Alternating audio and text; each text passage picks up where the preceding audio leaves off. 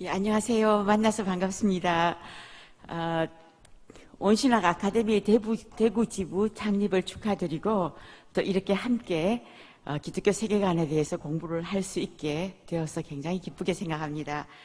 예, 저는 먼저 우리가 기독교 세계관이라는 그 주제로 교육을 시작하게 되는데요.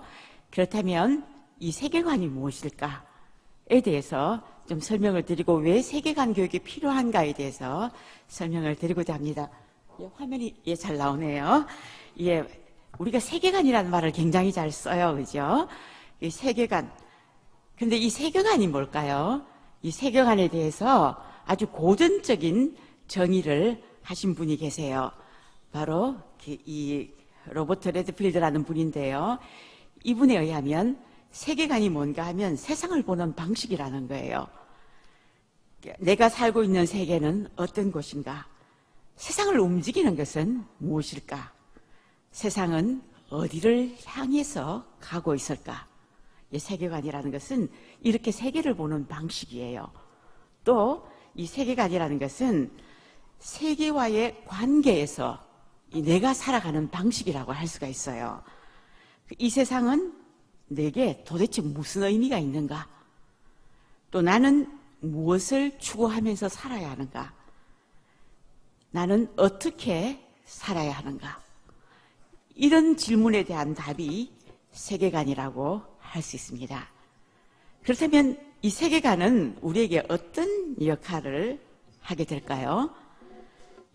이 세계관은 우리의 삶을 만들고 우리의 삶을 인도해요.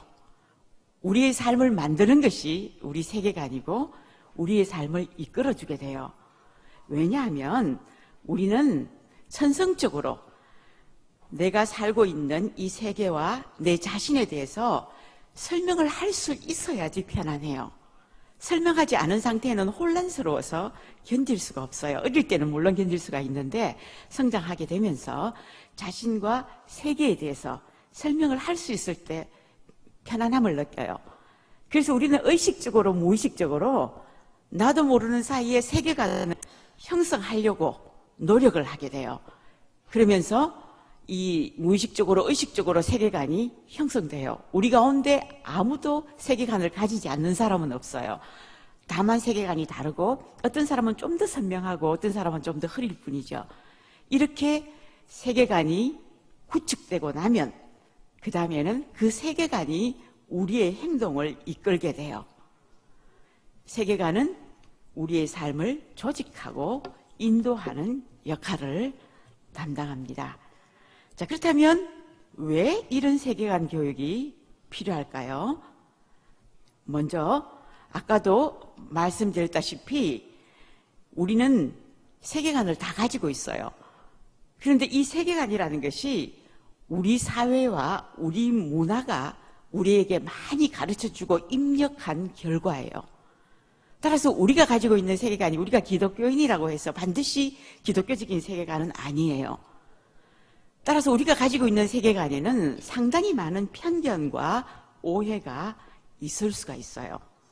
따라서 기독교 세계관 교육을 받아서 우리가 기독교 세계관이 확고하지 않으면 우리는 하나님을 믿는다고 하면서도 세속적 세계관을 가지고 살게 돼요.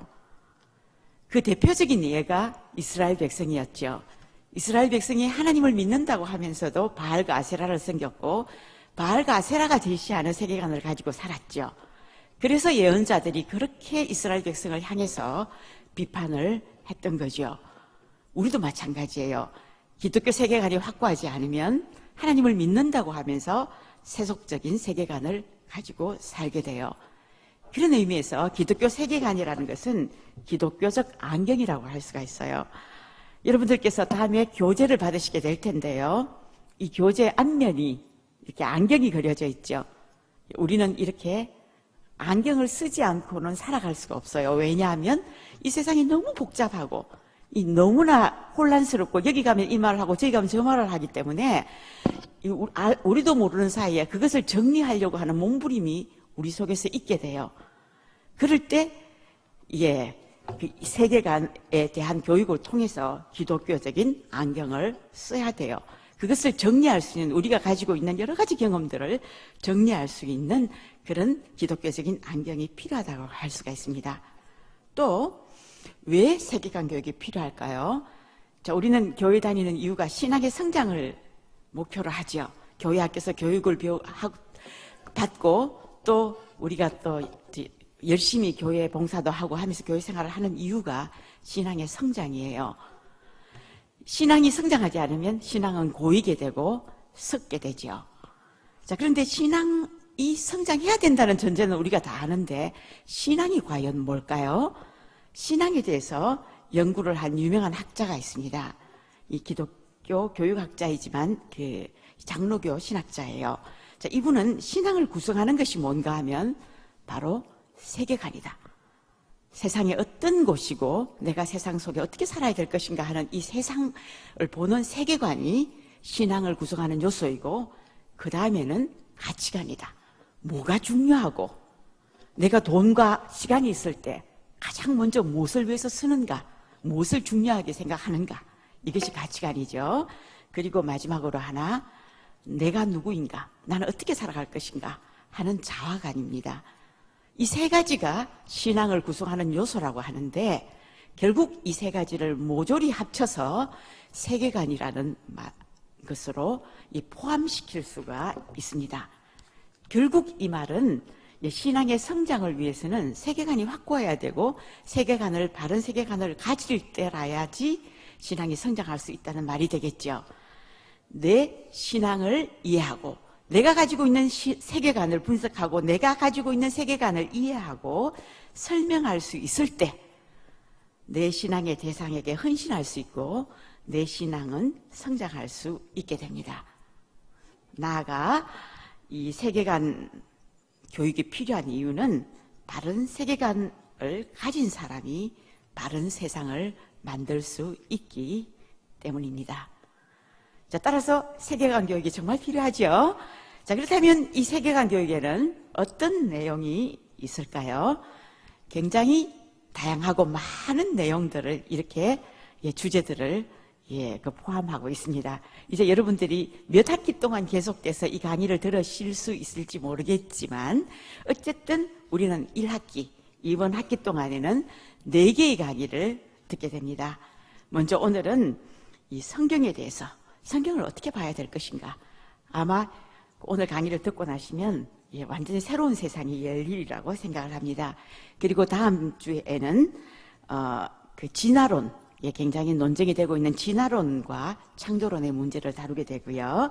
그리고 세 번째에는 세상의 고난, 이 고난에 대해서 하나님의 답이 무엇일까?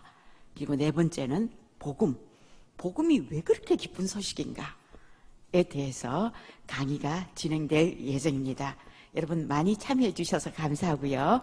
앞으로 좋은 시간 되셨으면 좋겠습니다. 감사합니다.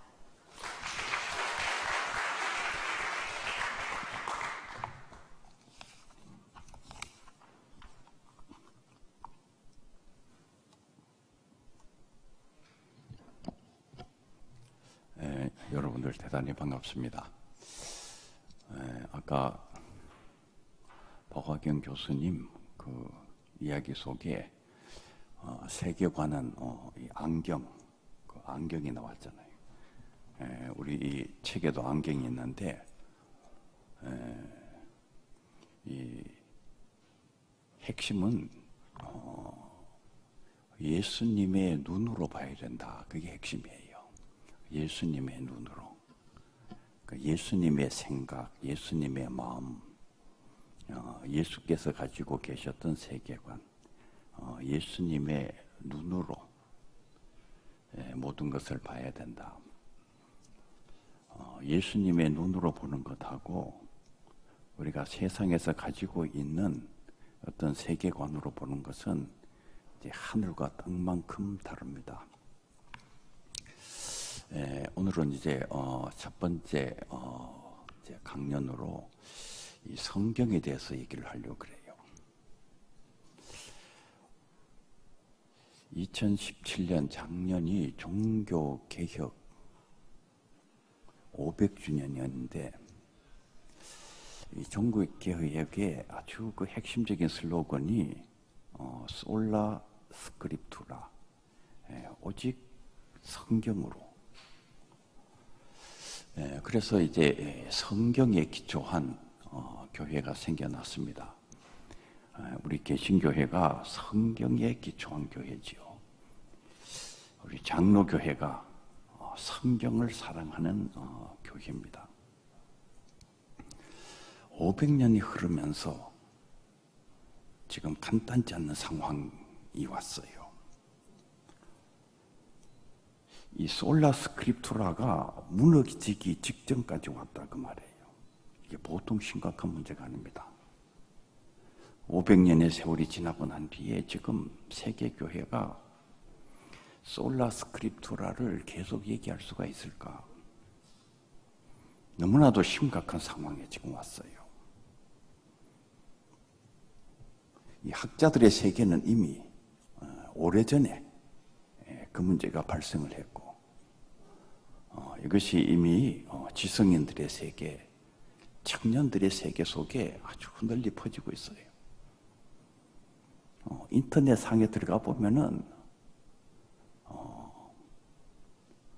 온갖 내용들이 그 안에 다 들어있습니다. 이 존 쉘비 스퐁이라는 분은 미국의 성공회 신학자이자 성공회 감독이에요. 뉴욕 고구의 감독이신데, 이분이 성경과 폭력이라는 책을 썼는데, 이 책이 이미 한국어로 번역이 돼가지고 이렇게 많이 읽혀지고 있어요.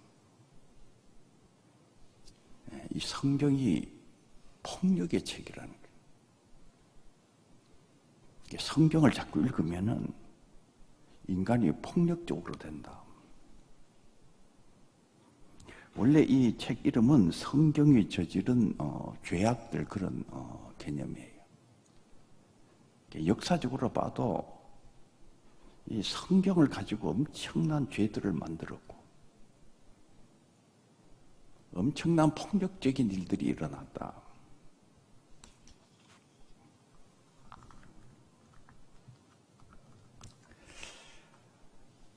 사무엘상 15장 3절에 보면은 지금 가서 아말렉을 쳐서 그들의 모든 소유를 남기지 말고 진멸하되 남녀와 소아와 젖먹는 아이와 우양과 낙타와 나귀를 죽이라.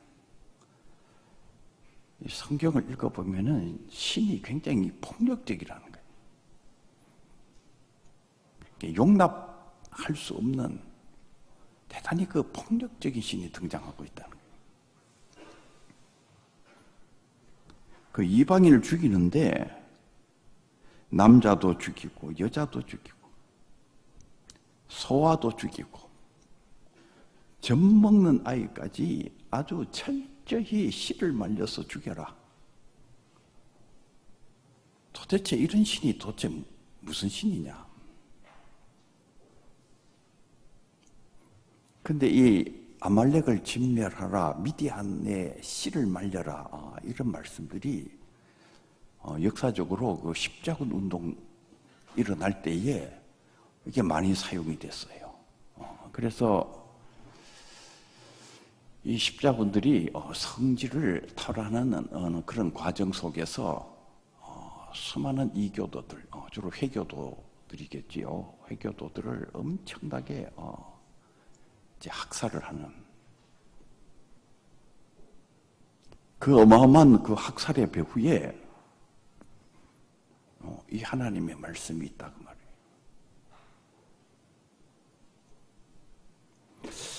시편 137편 8절 9절에 보면은 멸망할 바벨론아, 네가 우리에게 행한 대로 내게 갚는 자는 복이 있으리로다. 네 어린 것들을 바위에 메어 치는 자는 복이 있으리로다. 여기도 보면은 어린 아이를 바위에 메어 쳐서 죽이는 자가 복이 있다. 도대체 무슨 신이 이런 신이 있느냐 그 말이에요. 너희 기독교인들이 믿는 신이 이런 신이다. 네가 나한테 전도하러 왔는데 너 이런 신을 나한테 전도하러 왔느냐? 너 성경을 문자대로 믿는다고 그러는데 여기에 적혀 있는 이 글자를 봐라.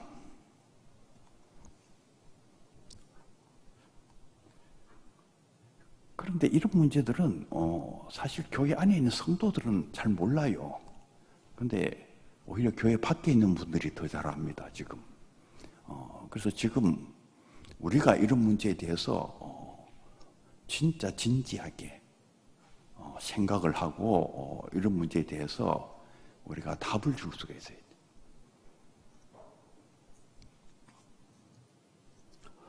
출애굽기 35장 2절에 보면은 안식일에 일하는 자는 죽여야 됩니다.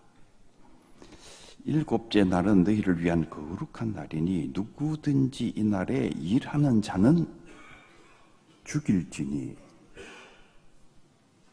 우리 성경 그 문자대로 믿는다 그러잖아요. 문자대로 믿으면은 안식일에 일하는 사람들은 죽여야 돼. 죽여요. 옛날에 제 가까운 친구 가운데 한 분이 그 고등학교 때 공부를 할 때 토요일 날 밤 12시까지 열심히 공부하다가 땡 하는 순간 딱 공부를 그만둬요. 안식일 날 공부하면은 벌을 받기 때문에 이제 안 하는 거예요. 그리고 주일날은 공부를 하나도 안 하고 있다가 그 다음에 주일날 밤 12시 땡 되면은 이제 그때부터 이제 공부를 시작하는. 성경을 문자적으로 지금 지키고 있는 거죠. 어떻게 그렇게 사는 게 맞는 것입니까? 여기에 보면은 안식일에 일하는 자는 죽여야 돼. 그냥 죽이는 거예요. 여호와를 저주하는 자도 죽여야 됩니다. 레위기 24장 13절 14절에 보면은 여호와께서 모세에게 말씀하여 이르시되 그 저주한 사람을 진영 밖으로 끌어내어 그것을 들은 모든 사람이 그들의 손을 그의 머리에 얹게 하고 온 회중이 돌로 그를 칠지니라. 그러니까 여호와를 저주하는 자들은 돌로 쳐서 죽이는 거예요. 우리 교회 밖에 나가면은 여호와를 모욕하는 사람들 얼마나 많아요. 성경대로 하면은 그 사람들은 큼직한 돌을 들고 있다가 그냥 머리를 그냥 꽝 쳐가지고 죽여버려야 돼.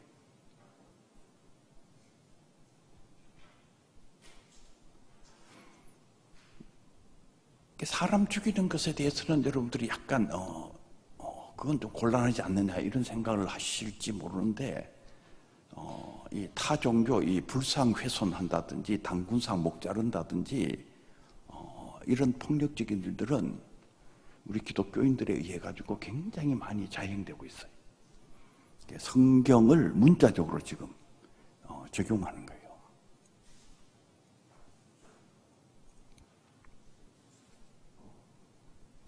패역한 아들은 죽여야 됩니다. 사람에게 완악하고 패역한 아들이 있어 그의 아버지의 말이나 그 어머니의 말을 순종하지 아니하고 부모가 징계하여도 순종하지 아니하거든 그의 부모가 그를 끌고 성문에 이르러 그 성읍 장로들에게 나아가서 그 성읍 장로들에게 말하기를 우리의 이 자식은 완악하고 패역하여 우리 말을 듣지 아니하고 방탕하고 술에 잠긴 자라 하면 그 성읍의 모든 사람들이 그를 돌로 쳐 죽일지니. 그렇게 패역한 자식을 돌로 쳐 죽여야 된다. 이 스봉은 분명히 옳지 않는 이런 성경 구절들을 앞에 두고 성경의 무호성을 주장하는 그것은 불가능하다. 어렵다 그 말이에요. 성경이 문자 하나하나 오류가 없다고 하는 사람들, 또 문자 그대로 믿어야 된다고 하는 사람들, 너희들 정말 성경의 문자가 얘기하는 대로 그대로 살고 있느냐?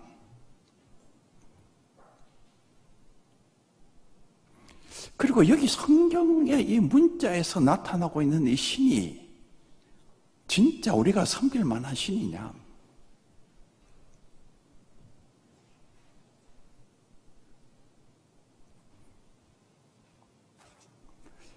이제 이런 공격들이 강하게 밀려오면서 지금 솔라 스크립투라가 이게 굉장히 이게 위태롭게 됐어요.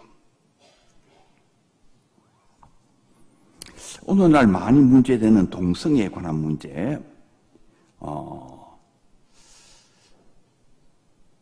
이 만빈교회가 속해 있는 예수교 장로회 통합 측에서는 공식적으로 우리는 동성애는 반대하지만은 동성애자들은 사랑한다. 이렇게 공식적으로 얘기를 했어요. 그리고 우리는 성경대로 믿기 때문에 우리는 그렇게 사는 것이다. 이렇게 얘기를 했는데, 동성애는 반대하지만은 동성애자들은 사랑하는 것이 성경적이다. 여러분, 정말 성경적인 것입니까? 대다수 분들은 그게 성경적이다 이렇게 생각을 하고 있어요. 그런데 실제로 성경을 읽어보면은 아니에요. 레위기를 읽어보면은 동성애자들은 반드시 죽여야 돼요. 반드시 죽여야 돼요. 레위기 20장 13절에 보면은 남자가 같은 남자와 동침하여 여자에게 하듯 그 남자에게 하면 그 두 사람은 망측한 짓을 한 것이므로 반드시 사형에 처해야 한다. 그들은 자기 죄값으로 죽는 것이다. 그러니까 우리가 성경대로 하면은 동성애자는 어떻게 해야 되나? 반드시 죽여야 돼요.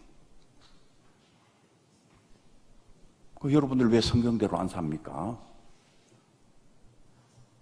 밖에 여호와 하나님을 모욕하는 인간들 엄청나게 많은데 돌로 쳐서 죽여야지. 또 여러분들 가운데도 또 안식일 나가서 일하는 분들 많잖아요. 나 때려 죽여야지.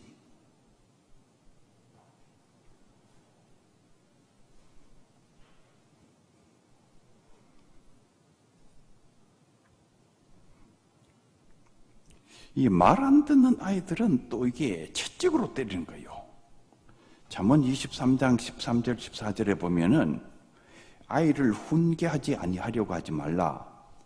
채찍으로 그를 때릴지라도 그가 죽지 아니하리니 네가 그를 채찍으로 때리면 그의 영혼을 수월에서 구원하리라. 미국의 그 남부지방에 소위 이 바이블 벨트에 아이들을 때리는 것에 대해 가지고 찬성하는 분들이 많아요. 그래서 오늘의 그 교육학자들이 아이들 때리는 것 금지하는 것에 대해서 저항하는 분들이 많습니다. 왜 저항을 하느냐? 성경이 그렇게 얘기하고 있다는 거예요. 이 아이들은 때리는 거예요. 채찍으로 때리는 거예요.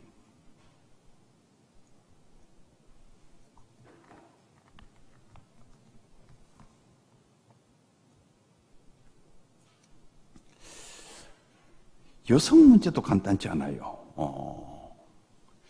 우리 한국에도 좀 보수 교단에서는 아직도 여성 안수를 안 하잖아요.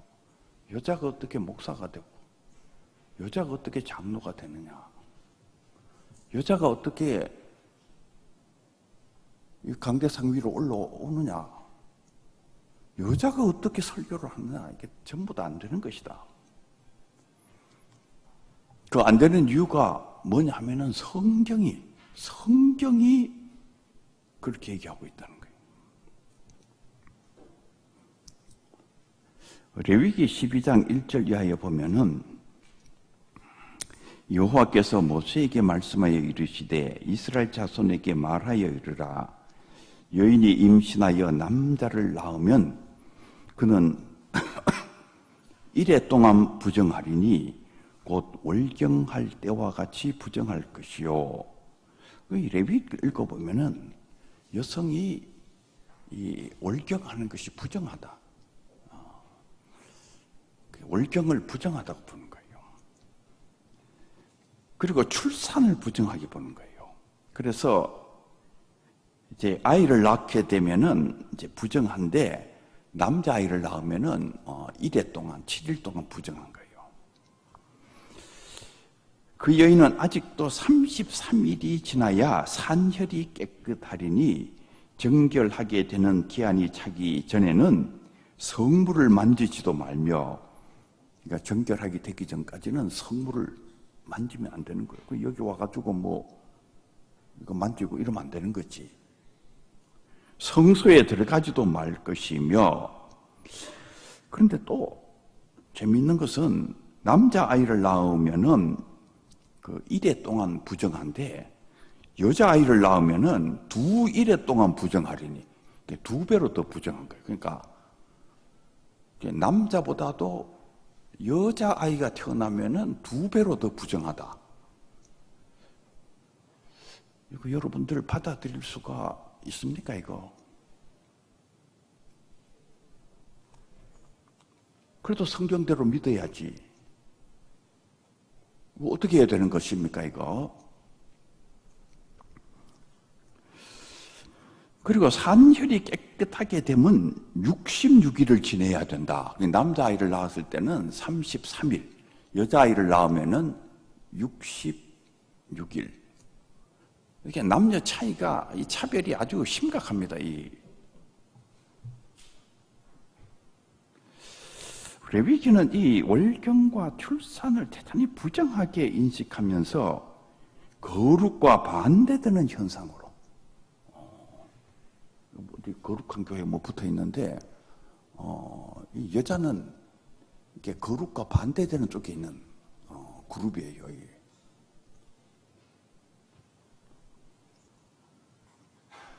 여자의 몸에서 피를 흘릴 때 그것이 여자의 몸에서 흐르는 월경이면은 그 여자는 1회 동안 불결하다.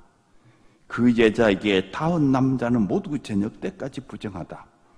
그 여자가 불결한 기간에 눕는 자리는 모두 부정하다. 그 여자가 앉았던 모든 자리도 부정하다. 그 여자의 잠자리에 닿은 남자는 모두 옷을 빨고 물로 목욕을 하여야 한다. 그 남자는 저녁 때까지 부정하다. 이거 뭐 보면은 이게 기가 막힌 글들이 다 있어요. 이게 성경 안에 다 있는 거예요.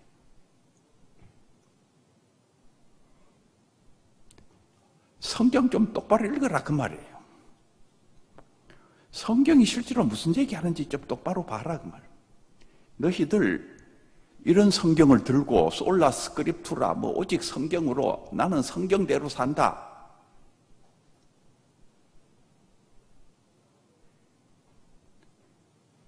스퐁이 지금 우리에게 질문을 하는 거예요. 너 성경대로 산다는 사람, 너 성경 제대로 아느냐? 내가 볼 때는 너희들이 성경 제대로 모르고 있다 그 말이에요.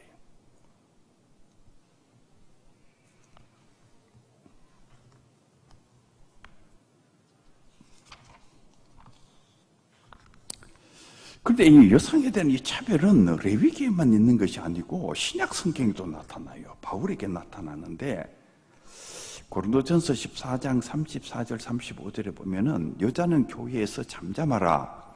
그들에게 말하는 것을 허락함이 없나니 율법에 이른 것 같이 오직 복종할 것이요. 만일 무엇을 배우려거든 자기 남편에게 물을 지니 여자가 교회에서 말하는 것은 부끄러운 것이라. 합동이나 고신이나 이 보수적인 교단 사람들은 이런 말씀을 기초로 해가지고 여성 안수 절대 불가. 어떻게 여자가 교회에서 가르치는 직무를 맡을 수가 있느냐? 안 되는 것이다. 저기 타락한 기장이나 감리교나 통합식이나 이런 타락한 교단은 여성 안수를 허락했지만은 우리 같이 말씀대로 사는 교단은 절대로 안 되는 것이다.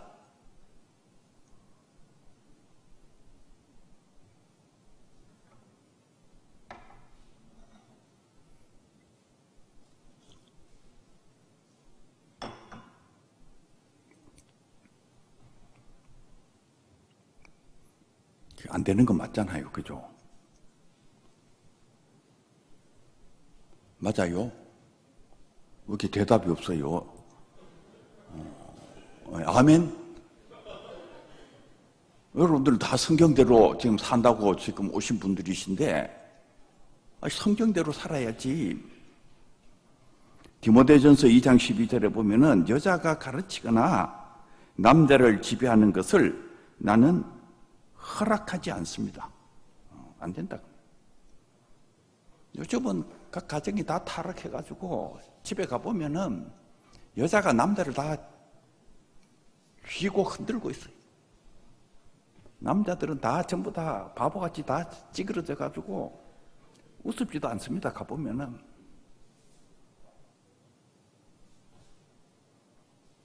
여자가 남자를 지배하는 것 나는 허락할 수가 없다.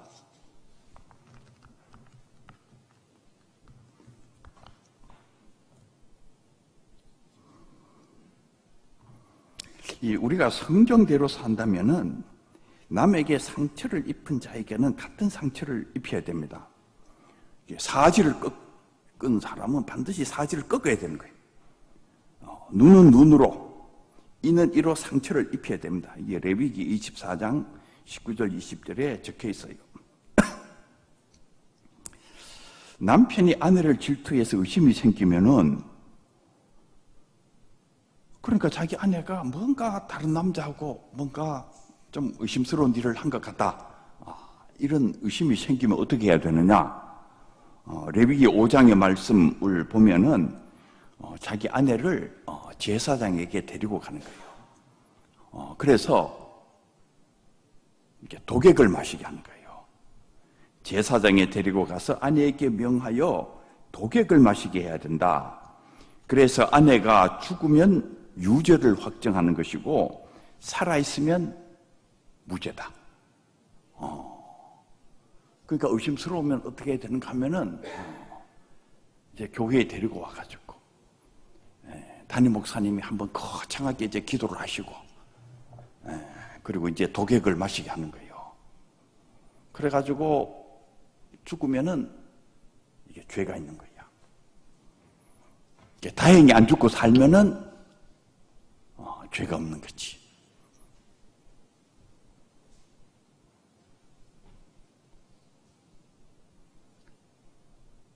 목사님 사모님이 조금 의심스러우면 어떻게 해야 되나?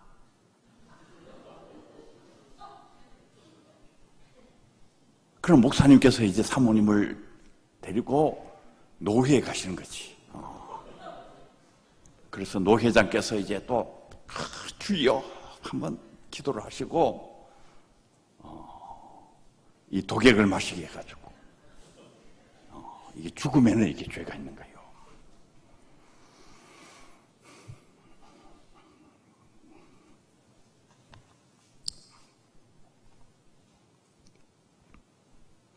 민수기 31장 1절에서 24절 사이에 보면은 미디안 족속들은 죽여 씨를 말려야 된다. 그러니까 이 스퐁은 이 성경을 진짜 문자대로 믿을 수가 있느냐? 그리고 여기에 등장하는 이 하나님의 이 폭력성을 보라 그 말이에요. 이 성경이 은혜의 책인가 폭력의 책인가 하는 이 주제가 왜 생겼는지 지금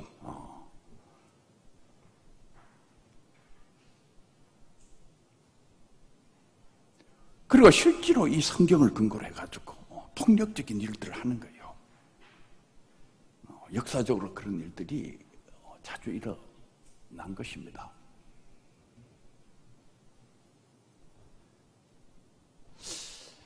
이게 부시 행정부의 어떤 그 대외 정책, 미국의 또 지금 트럼프 행정부의 정책 안에도 이게 소위 이런 근본주의적인 사고가 이게 있지 않을까 이렇게 의심하는 분들이 많아요.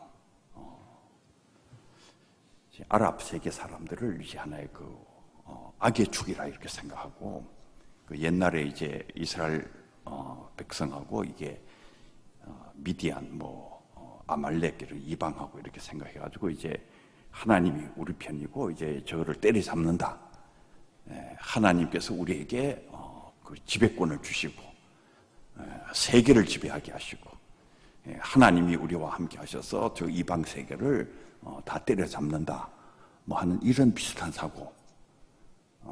이 비슷한 사고가 이렇게 미국 그 바이블 벨트 이 근본주의가 영향을 많이 미치고 있는 그 세계 속에는 그런 사고가 굉장히 널리 이렇게 분포하고 있어요. 그게 결국 이제 미국의 대외 정책에까지 이게 영향을 미치고 있는 것이 아닐까.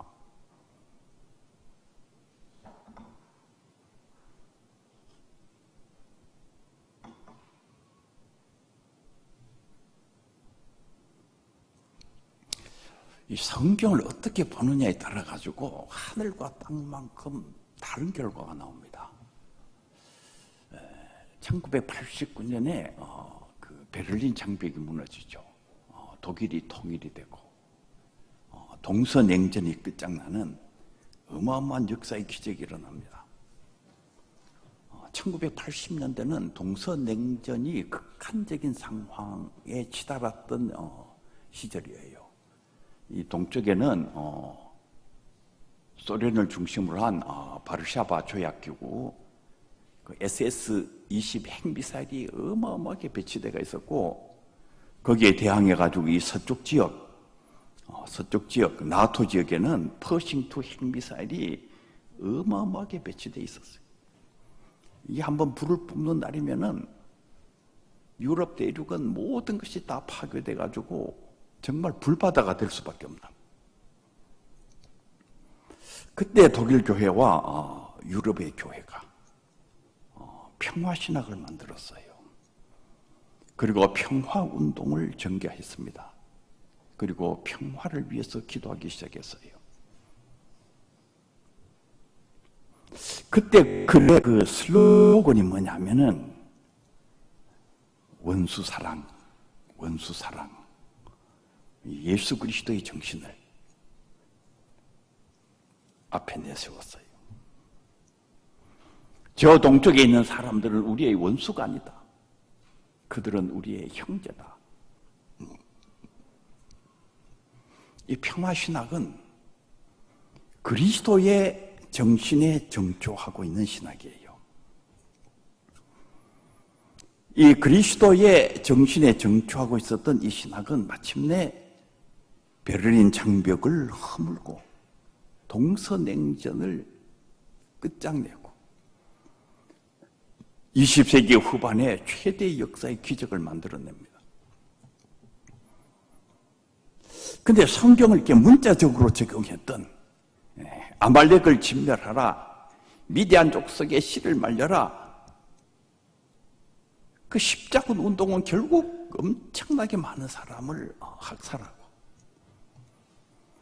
기독교와 아랍 세계 사이에 넘을 수 없는 벽을 만들고 1000년이 지난 지금에도 그 아랍 세계에는 기독교가 선교할 수 없는 그런 땅이 됐어요.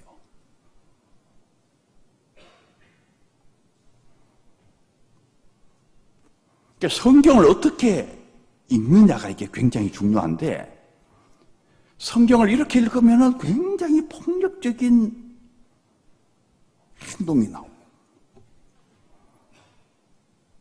성경을 이렇게 읽으면 엄청난 성령의 역사가 나타나는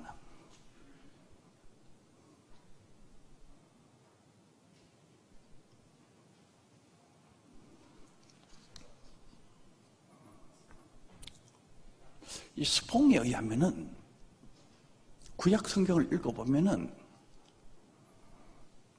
구약 성경의 세계관 자체가 원시적인 세계관이라는 거예요.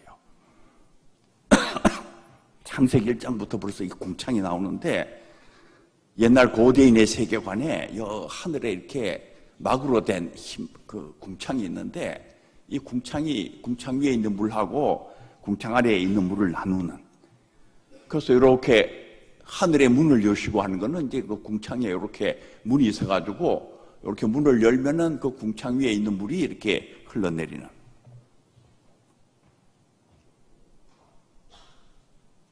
그리고 이 지구가 평평하다고 생각하는. 그리고 밑에 기둥이 있고 이렇게 주춧돌이 있다고 생각하는. 이렇게 성경을 읽어보면 이런 고대인의 우주관이 나온다는 거예요. 이런 문제는 이제 다음 시간에 얘기해야 될 주 내용이에요. 그 욥기 38장 6절 같은 읽어보면 이건 명백하게 고대인의 우주관이 그냥 그대로 있다 그 말. 성경을 사랑한다는 사람들이 성경을 제대로 모르고 있다는 거예요.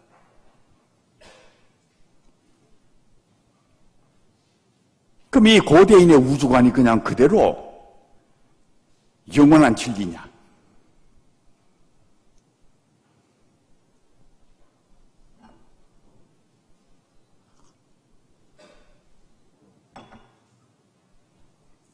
이 스퐁은 성경 공부 제대로 해라. 이 스퐁이 미국에서 이 방송 그 강의를 많이 합니다. 인기가 대단히 있는 분이에요.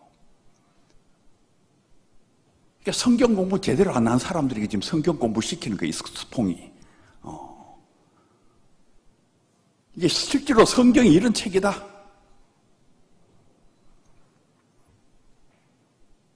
너희들이 성경 제대로 모르고 있는데 그냥 성경 읽고 뭐 은혜만 받겠다고 그랬는데 성경이 실제로 어떤 책인지 제대로 알기나 해라.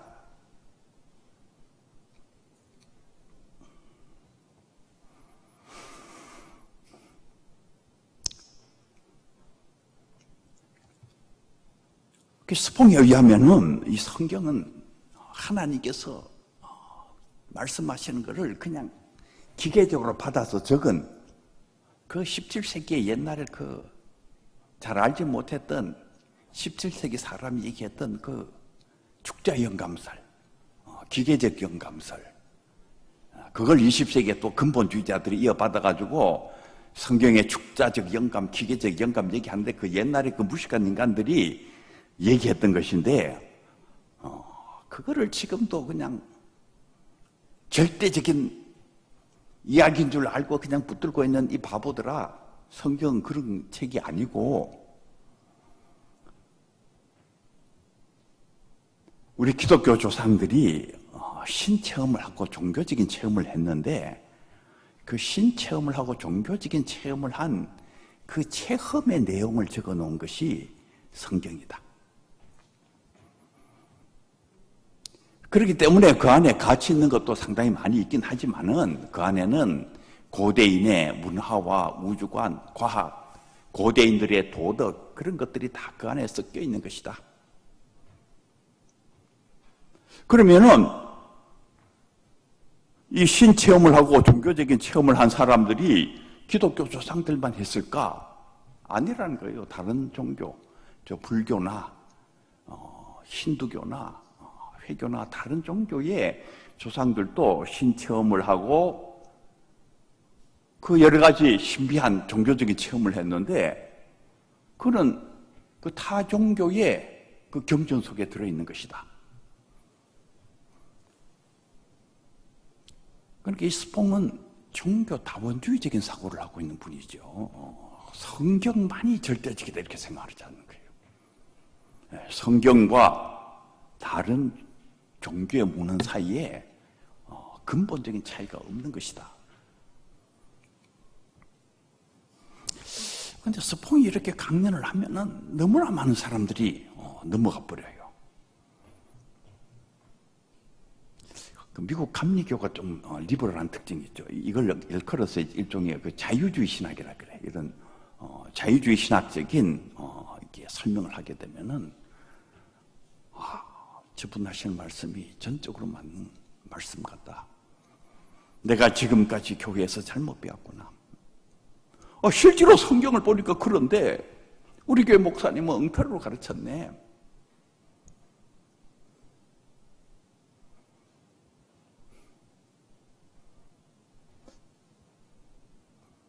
그런데 이 문제가 지금 한국의 지성인들 젊은 세대에 지금 이렇게 확산되어 나가고 있어요.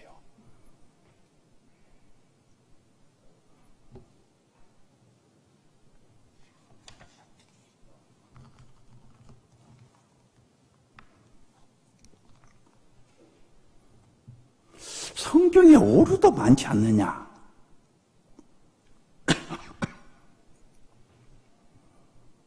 이 창세기 1장부터 이게 만만치가 않아요.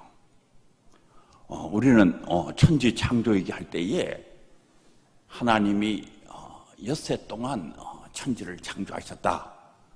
이렇게 해가 첫째 날, 둘째 날, 셋째 날 이렇게 생각하고 있는데 그게 절대적인 진리다. 특별히 이제 한국에서는 창조과학회 분들이 그 6일 창조를 그냥 그거를 과학적으로 입증하기 위해 가지고 뭐 엄청나게 노력을 하셨는데 그게 또 무너지고 있어요. 창조과학에서 그 인류의 역사가 6,000년이다. 이 우주의 역사는 6,000년에서 10,000년 사이 그 어간이다. 아무리 길어도 10,000년 넘질 않는다.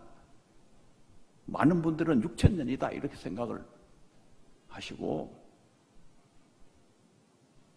그런데 그 창조과학에 속해 계셨던 그 박성진 교수님께서 그 작년에 벤처부, 중소기업 벤처부 장관 후보로 나가셨는데 한국의 막 모든 과학계에서 막 다 반대를 하는 그 성명을 발표하고, 어떻게 이 지구의 역사를 6,000년이라고 하는 사람을 과학을 담당하는 그 벤처부 장관에 임명한다는 게 말이라 되느냐? 정신 좀 차려라.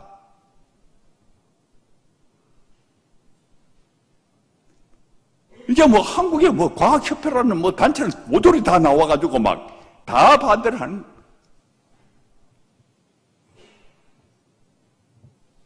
그래서 결국 포항공대 이 창조과학회에 속해 계신 이 박성진 교수께서 낙마를 하시는, 그분이 얘기하는 걸 제가 이렇게 들으니까 아주 신앙이 좋은 분이에요.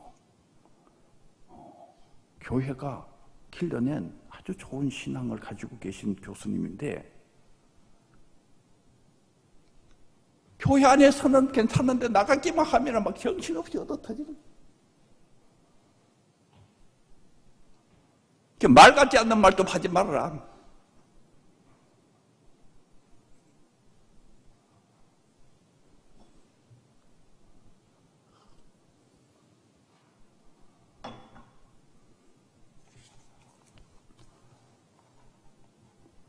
이 창세기 1장에 그 창조 이야기하고 창세기 2장 4절 이하에 또 창조 이야기가 나옵니다. 두 개의 창조 이야기가 성경 안에 있는데 1장의 내용하고 2장의 내용이 달라요. 이 스봉의 글을 읽어보면 뭐 다 나와 있어요. 창세기 1장에는 사람이 제일 늦게 창조가 되는데 창세기 2장에는 사람이 제일 먼저 창조가 돼요.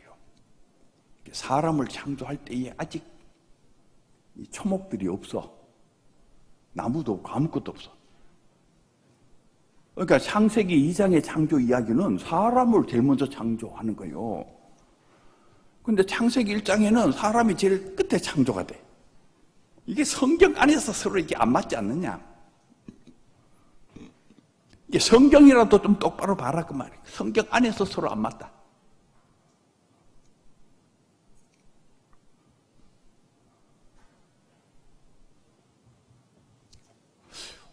창세기 1장 6일 창조도 이렇게 자세히 보면은 이게 간단치가 않습니다. 해와 달과 별이 몇째 날 창조가 됩니까, 여러분? 제4일째, 넷째 날 창조가 되는데, 그럼 지구는 언제 창조가 돼요? 이상하게 지구가 언제 창조된지도 모르는 분들이 있어요. 밖에 나가면 이분들이 다 알고 있는데, 딱 보면은 지구는 둘째 날, 셋째 날 합쳐서 창조가 돼요. 이게 셋째 날 이제 완료가 되지.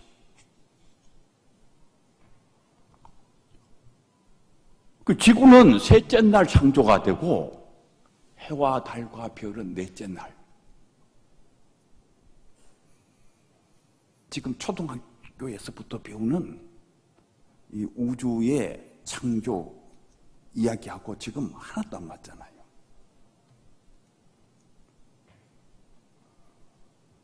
우주가 먼저 창조되고 해가 창조되고 그리고 난 뒤에 지구가 창조된 걸로 과학 교과서는 다 그렇게 얘기하고 있는데 이 창세기 1장을 읽어보면 지구가 먼저 창조가 되고 해와 달과 별이 창조가 되는 거예요.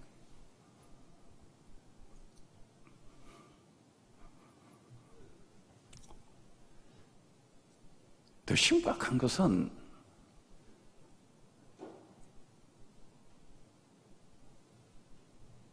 (1800년대) 후반부터 고고학이 발전이 돼요. 이 성경 연구에 있어서 고고학 이전 시대와 이후 시대가 굉장히 달라요.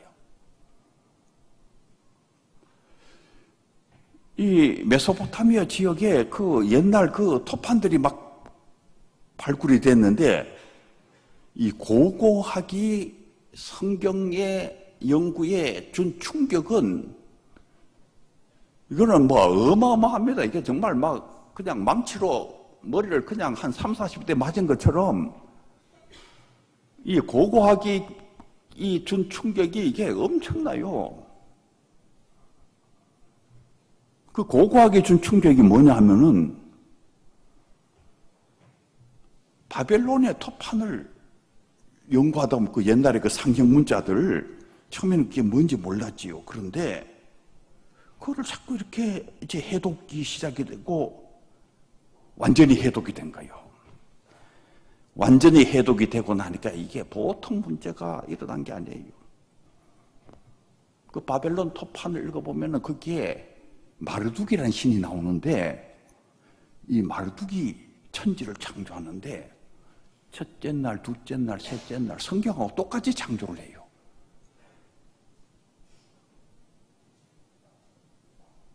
그 여섯째 날까지 아주 똑같이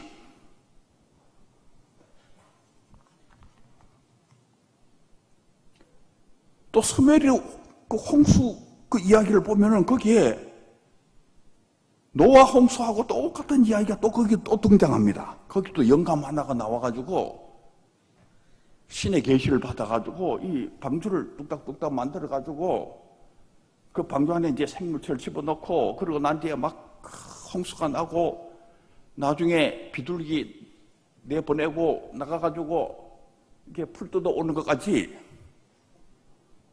똑같은 놈이 거기 또 있어요.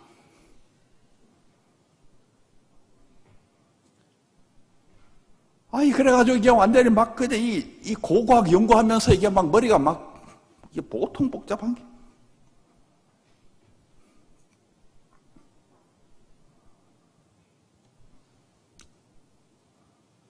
소위 자유주의 신학이라는 거, 이거는 이 고고학에 뿌리를 두고 있는 신학입니다.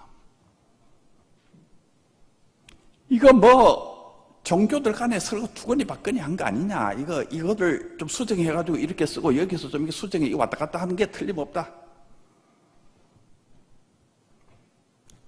우리 성경이 제일 오래됐으면은 그래도 좀 좋은데 이게 뭐 그냥 다른 수메르 이야기, 이게 메소포타미아 이야기, 이게 그냥 우리보다도 훨씬 더 오래된 것이어가지고 이 학자들은 이거 뭐 뻔하잖아. 이거 여기서 이쪽으로 온 게 맞는데 이게 무슨 이런 그 이상한 소리를 하냐.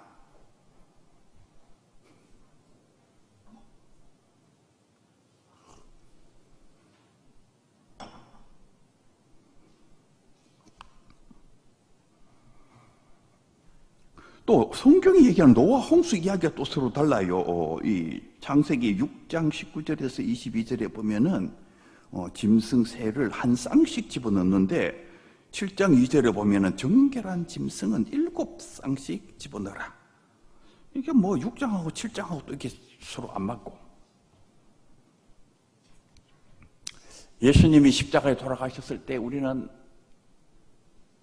왼쪽 강도는 예수님을 욕하고 오른쪽 강도는 예수님을 알아보고, 그래서 예수님께서 내가 오늘 나와 함께 낙원에 있을 것이다 이렇게 말씀하신 걸로 알고 있는데, 마가복음을 또 읽어보면 두 강도가 전부 욕한 걸로 되어 있어요. 이건 또 뭐가 이렇게 틀리느냐? 우리의 그 계시의 핵이라고 할 수 있는 부활에 관한 이야기들도 보면은 이제 마태복음, 마가복음, 누가복음, 요한복음이 서로 이게 달라요. 누가 예수님의 무덤에 찾아갔는가 이 문제에 대해서 마태복음은 막달라 마리아와 다른 마리아가 갔다. 그러니까 두 명이 간 거죠. 근데 마가복음에는 막달라 마리아와 야고보의 어머니 마리아 그리고 살로메가 갔다. 세 명이 간 거예요. 근데 누가복음에 의하면은 세 명의 여자가 가긴 갔는데 살로메가 간 것이 아니고 요한나가 갔다. 이렇게 적혀 있어요. 이 살로메와 요한나가 다른 사람이에요. 요한복음에는 막달라 마리아 한 사람이 갔다. 그러니까 부활 이야기를 보도하는데 한 명이 갔는지 두 명이 갔는지 세 명이 갔는지 요한나가 갔는지 살로메가 갔는지 이게 다 다른 거예요. 무덤을 막고 있던 돌이 언제 굴러졌는가에 대한 보도가 또 혼란스럽습니다. 마가복음, 요한복음, 누가복음은 여인들이 무덤에 도착하기 전에 이미 굴려져 있었는데, 마태복음에 의하면 두 여인이 무덤에 도착했을 때 그때 주의 천사가 무덤에 다가가서 돌을 굴려내고 있었어요. 셋째는 천사의 위치와 천사의 수가 또 혼란스럽습니다. 마태복음에 의하면 한 명으로 추론되는 천사가 무덤 밖에서 굴러낸 돌 위에 앉아 있었어요. 그런데 마가복음에 의하면 이 한 명의 천사는 무덤 안에 있었고 흰 옷을 입고 오른쪽에 앉아 있었어요. 누가복음에 의하면 두 명의 천사가 무덤 안에서 눈부신 흰 옷을 입고 그들 앞에 이건 앉아 있는 게 아니고 서 있었어요. 요한복음에도 무덤 안에 있는 천사는 두 명이었어요. 요한복음에 의하면은 막달라 마리아가 예수님의 부활 소식을 천사로부터 들었을 때에 그때는 제자들이 무덤에 도착하고 난 뒤였어요.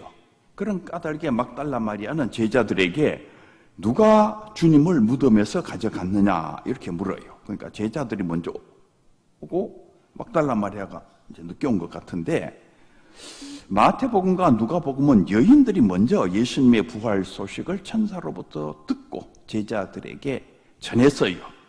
그러니까 듣고 제자들에게 전해준 거지. 그런데 마가복음에는 예수님께서 살아나셨다는 말을 듣고는 여인들이 벌벌 떨며 나왔고 아무 말도 못했다.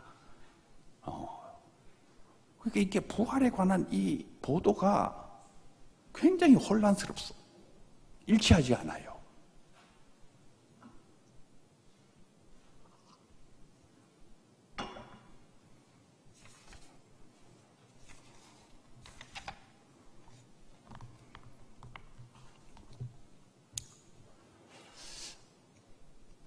이 스풍은 어떻게 이게 성경이 하나님의 말씀일 수 있느냐?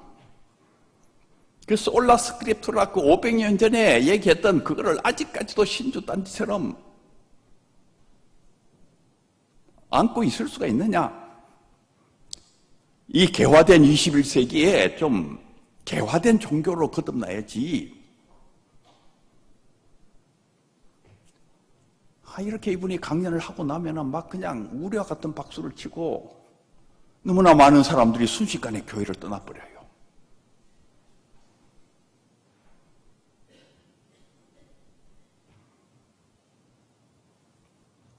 어떻게 해야 되겠어요? 그러니까 지금까지는 현재 주어져 있는 상황을 설명해 드린 거예요. 제가 얘기하고 싶은 거는 지금부터인데 너무나 많은 분들이 상황을 모르고 계셔가지고 그냥 상황을 먼저 설명을 해드린 거예요. 지금 상황이 지금 이렇게 돼 있다.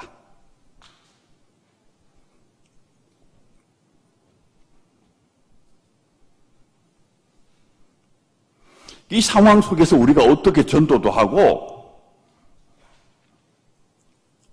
어떻게 성경을 얘기할 수 있으며 성경이 하나님의 말씀이라고 우리가 어떻게 얘기를 할 수가 있겠느냐?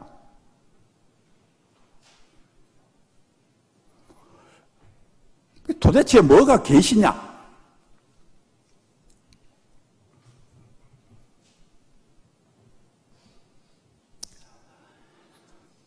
지금부터 100년 전 20세기의 가장 유명한 신학자 칼바르트 교수, 칼바르트 교수가 젊은 시절에 부딪혔던 문제가 지금 오늘 얘기하는 바로 이런 문제들입니다.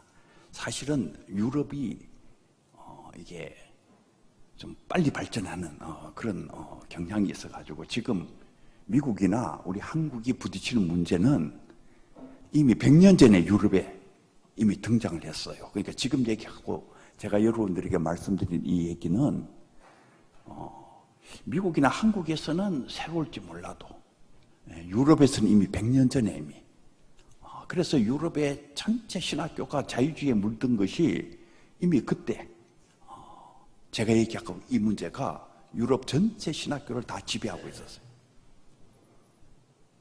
성경의 권위가 땅에 떨어져 버렸지요. 이 성경의 권위가 땅에 떨어져 버린 이 상황 속에서 이 칼바르트가 어떻게 성경의 권위를 살려낼 수 있을까? 그거를 엄청나게 고민을 했어요.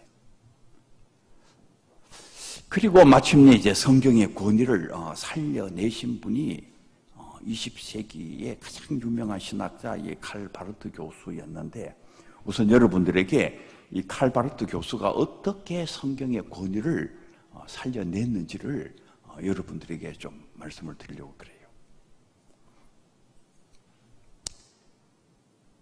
칼바르트 교수는 무엇이 절대적인 하나님의 계시일까? 거기에 대해서 깊이 생각하게 됐어요.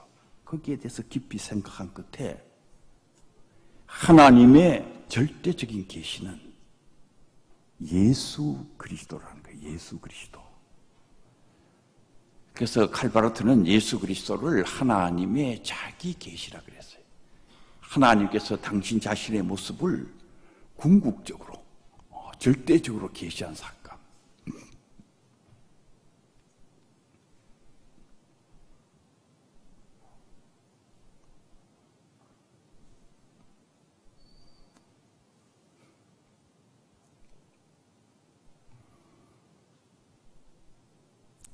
왜 예수님의 이 사건이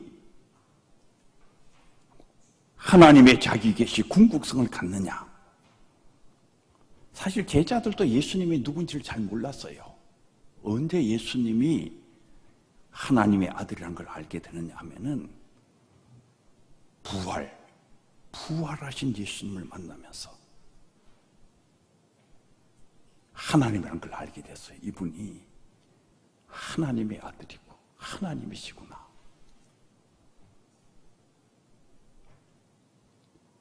인류가 시작된 이래로 죽음이 깨진 역사도 없어요. 그런데 죽음이 깨진 거예요. 정말 이 4차원의 세계에 이게 10차원인지 11차원인지 모르는 정말 어마어마한 놀랍고도 놀라운 세계가 우리 앞에 나타난 거예요. 예수 그리스도가 하나님의 계시구나. 예수 그리스도가 하나님의 아들이구나.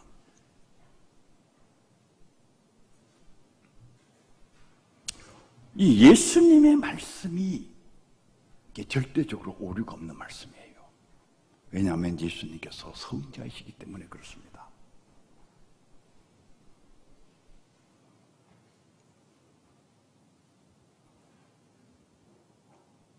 칼바르트는 구약은 예수님을 예언하는 책이고 신약은 예수님을 증언하는 책이다. 성경의 권위는 이 예수님에게 뿌리를 내리고 있다는 거예요.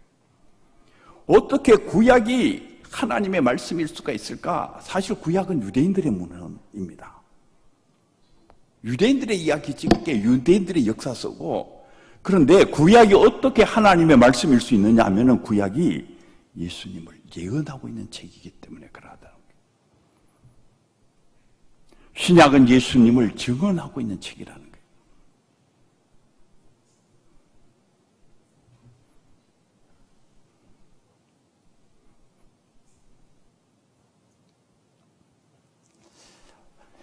이 권위에 관한 문제가 굉장히 중요해요. 무엇이 궁극적인 권위냐? 종교개혁이 일어나기 이전에 궁극적인 권위는 교황의 말씀이에요. 교황이 절대적인 권위를 가지고 있었어요. 종교개혁이라는 건 뭐냐면은 교황이 가지고 있는 그 절대적인 권위를 성경으로 옮기는 사건이었어요. 그러니까 성경이 하나님의 말씀이지 교황이 하는 말이 절대적인 말이 아니라는 거예요. 그러니까 권위를 교황에게서 성경으로 옮긴 사건이 이게 종교개혁입니다. 그런데 계몽주의 시대 이후로 그 권위가 어디로 옮겨가느냐 하면은 이성으로 옮겨갑니다.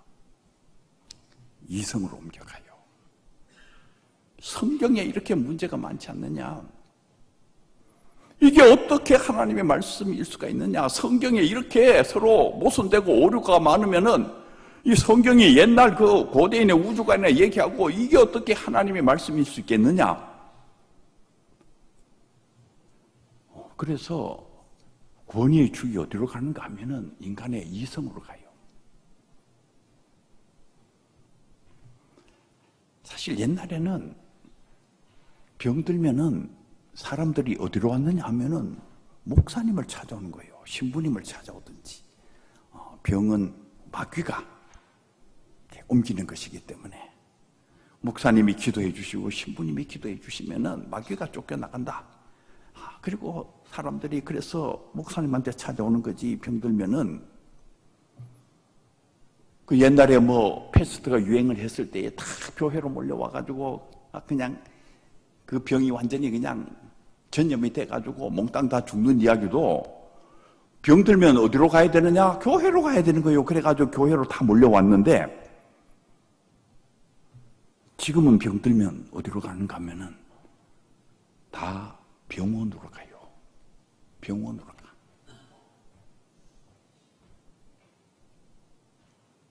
그래서 의사가 당신 생명은 석 달밖에 안 남았습니다. 그러면 다 절망해버려.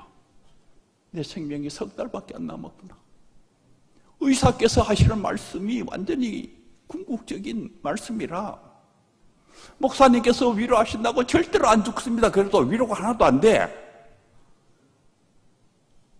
왜냐하면은 거기에 권위가 있다고 생각하기 때문에 그래.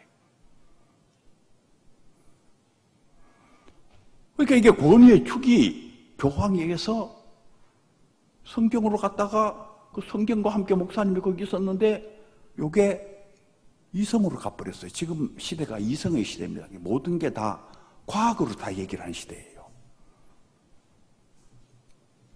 이 칼바람트 교수가 권위의 축을 예수님에게 둔 거예요. 예수님. 이성이 궁극적인 것이 아니고 성경 문자가 궁극적인 것이 아니고 진짜 권위는 예수님이에요. 예수님. 구약은 예수님을 예언하는 책이고 신약은 예수님을 증언하는 책이다.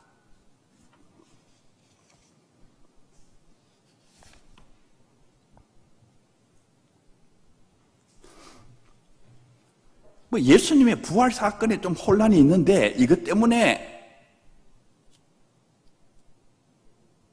성경 이게 아무것도 아니다. 그건 자유주의자들이 잘못 이해한 것이고 나는 성경이 하나님의 말씀이라고 생각한다는 거예요. 왜 성경이 하나님의 말씀이냐? 예를 들어서 무덤에 여자가 몇 명 갔느냐? 마태는 2명 갔다 그러고 마가는 3명 갔다 그러는데, 그러면 3명 갔다고 하는 마가의 이야기가 그게 사실이라면은 2명 갔다고 하는 마태 이야기는 틀렸잖아요. 그러면은 마태복음은 이게 쓸모가 없느냐? 아니라는 거예요. 나는 마태복음을 통해서도 하나님의 말씀을 정확하게 듣는다는 거예요. 아니 그게 오류가 있는데 어떻게 하나님 말씀을 정확하게 듣느냐? 나는 마태복음을 읽으면서도 예수께서 부활하셨다는 하늘과 땅을 흔드는 이 어마어마한 계시를 만난다는 거예요. 이 세상 전체를 흔드는 그 어마어마한 계시를 나는 마태복음을 통해서도 정확하게 듣고 있다는 거예요. 2명 갔느냐 3명 갔느냐 그게 중요한 것이 아니고 부활하신 예수님께서 그 마태복음을 통해서도 친히 내게 말씀하신,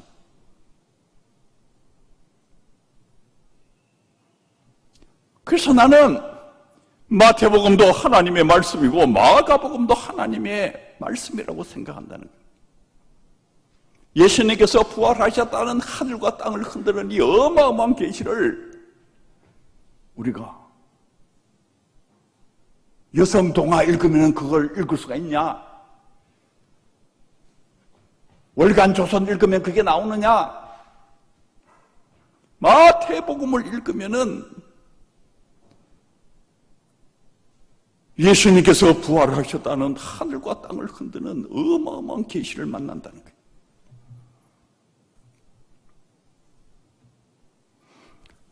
이 칼바르트는 성경을 해석할 때에 그리스도 중심적으로 성경을 해석해야 된다. 그리스도 중심, 살아계신 그리스도께서 친히 말씀하고 계시기 때문에 언제나 그리스도 중심적으로 성경을 해석해야 된다는 거예요.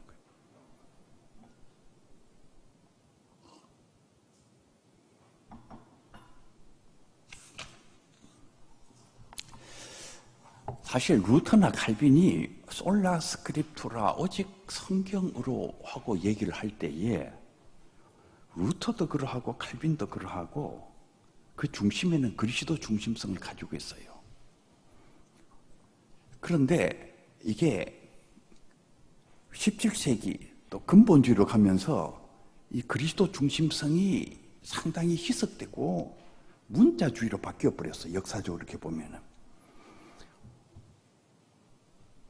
원래 종교개혁자들이 얘기하려고 했던 그 핵심인 그리스도 중심적인 성경 해석이 굉장히 중요합니다. 골로새서 3장 16절 17절에 보면은 그러므로 먹고 마시는 것과 절기나 초하루나 안식일을 이유로 누구든지 너희를 비판하지 못하게 하라. 이것들은 장래 일의 그림자이나 몸은 그리스도의 것이니라. 이 칼빈 선생은 이 골로새서 3장 16절 17절 말씀을 근거로 해가지고 구약의 안식일법은 폐기되었다. 구약의 안식일법이 폐기되었다고 주장하신 분이 칼빈 선생이라는 것을 잘 모르지요, 여러분들. 칼빈 선생께서는 구약의 안식일법이 폐기되었다고 생각합니다. 그리스도 오심과 더불어 구약의 안식일법이 폐기됐다는, 그건 그림자에 불과했다 그 말이에요. 옛날에 그거는. 그 모든 것의 진짜는 뭐냐? 예수님이라는 거예요. 예수 그리스도. 그게 일주일 가운데 어떤 하루가 특별히 거룩한 날이고 나머지 날은 거룩하지 않다. 예수 그리스도 오심으로 그런 구분이 다 폐기됐다는 거예요. 칼빈에 의하면은 모든 날이 다 거룩하다는 거예요. 어떤 하루만 거룩한 게 아니고 일주일 중에 하루만 거룩하다 그게 아니고 모든 날이 다 거룩하다는 거예요. 모든 날이 다 거룩하다.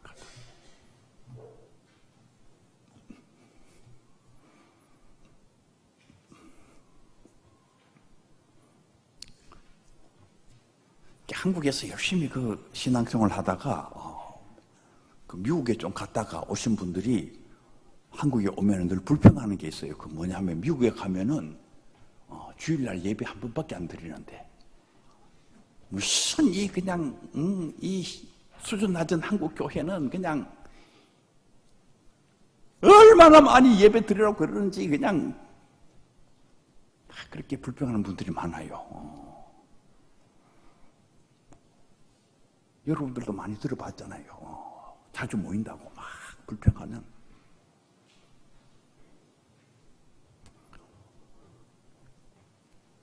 믿으려면 좀 그 유럽 사람이나 미국 사람들처럼 좀 신사적으로 주일에 한 번만 가가지고 예배 드리고 그럼 됐지 뭘. 근데 칼빈 선생의 글을 읽어보면은 매일매일 예배 드리는 것이 가장 좋다. 이렇게 적혀 있어요. 매일매일 예배 드리는 게 가장 좋다. 저는 이 칼빈 선생의 글을 읽으면서 우리 한국 교회가 칼빈 선생의 가르침을 가장 잘 따르는 교회가 아닌가. 정확하게 따르고 있는. 우리는 매일매일 예배 드리잖아. 새벽 기도인들 하면서. 가능한 한 예배를 자주 드릴수록 좋다는 거예요. 왜냐하면 모든 날이 다 안식일이요. 모든 날이 다 거룩한 날이기 때문에.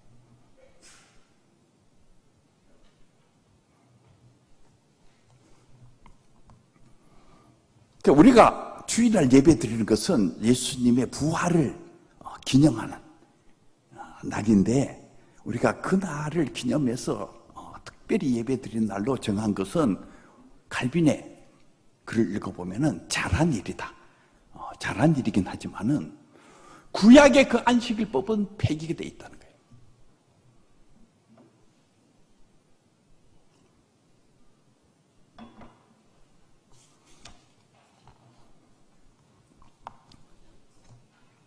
날과 달과 절기와 해를 삼가 지키는 것은 갈라디아서 3장 10절에 보면은 사도들의 수고를 헛되이 하는 것이다. 그리스도 오심으로 구약의 많은 것들이 폐기됐다는 걸 잘 알아야 돼요.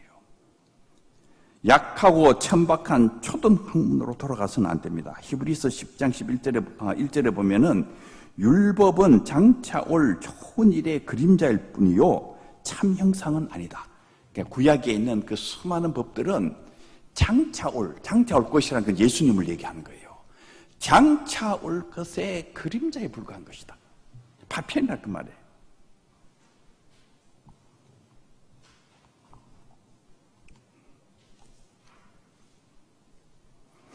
여성에 대한 예수님의 태도를 보면은 예수님 안에 하나님의 참모습이 계시가 돼 있어요. 그 당시 그렇게 이 성차별이 아주 그 심각하던 시기에 예수님 옆에는 여자 제자들이 그렇게 많아요. 이거 굉장히 놀라운 사건이에요. 그리고 남자 제자들은 책망을 잘 받는데 여자 제자들은 칭찬을 주로 받는 아주 그 예수님을 자세히 이렇게 돋보기를 놓고 이렇게 보고 있으면은 밖에서 볼 수 없는 진짜 하나님 나라의 어떤 모습을 이렇게 볼 수가 있어요. 누가복음 10장 38절에서 42절에 보면 예수께서는 마리아를 자기 발밑에 앉아서 자신의 가르침을 듣도록 허락을 하고 있습니다. 이런 모습은 여자가 학생이나 랍비의 제자 역할을 하고 있는 모습인데 당시 문화에는 분명히 금지된 것이었어요. 예수께서는 우물가에서 유대인 남자가 해서는 안 될 일인 사마리아 여인과 만나서 대화를 하시고 남자 제자들만 주변에 두신 것이 아니라 수많은 여자 제자들을 두셨어요. 갈라디아서 3장 28절에 보면은 너희는 유대인이나 헬라인이나 종이나 자유인이나 남자나 여자나 다 그리스도 예수 안에서 하나이니라. 이 갈라디아서 3장 28절은 이 복음의 그 하나님 나라의 참모습이 이게 드러나고 있는 본문인데, 그 유대인과 헬라인이 어떻게 하나가 될 수가 있어요? 절대로 하나가 될 수가 없는데, 하나란 하나. 종과 자유인이 하나다. 그 당시에 얼마나 신분사회입니까? 엄청난 신분사회인데 이 신분 제도 자체를 철폐시키는, 종과 주인이 하나라는 거예요. 그리고 남자와 여자가 하나라는 거예요. 남자와 여자가 하나다.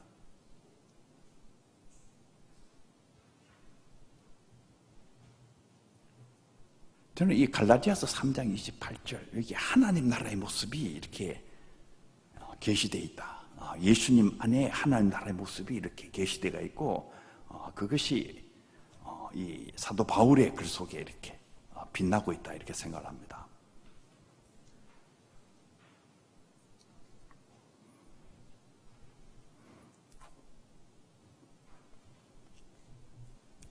여자 제자들이 예수 그리스도의 부활의 증인이 되는 것도, 이것도 굉장히 놀라운 일이에요. 옛날에는 여자들은 증인이 될 수가 없어요. 증거 가치가 없기 때문에. 그런데 우리가 복음서를 읽어보면은 부활의 첫 번째 증인이 전부 여성들이요.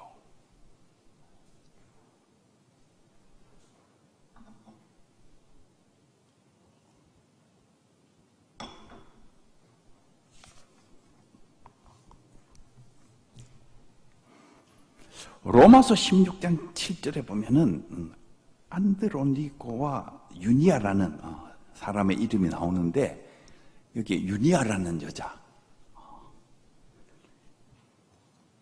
그들은 사도들 중 뛰어난 사도들이다. 이거 굉장히 중요한 말이에요. 이 여자가 사도라는 거예요. 여자가 사도.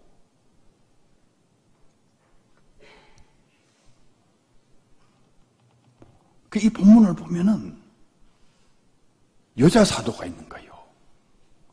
그 철저하게 그냥 여성 차별하던 그 시절에, 이게 정말 하늘과 땅이 놀랄 만한 일입니다. 이게 여자가 사도요. 그런데 뛰어난 사도다. 뛰어난 사도다. 그들은 나와 함께 갇혔던 자들이고 나보다도 먼저 그리스도를 믿는 자들이다. 이게 바울이 지금 얘기하고 있는 말입니다. 이게 상상할 수 없는 어떤 것이 이게 초대교회에 나타나고 있는 거예요. 그게 왜 나타나느냐? 그게 예수님께서 그렇게 사셨기 때문에 그래요.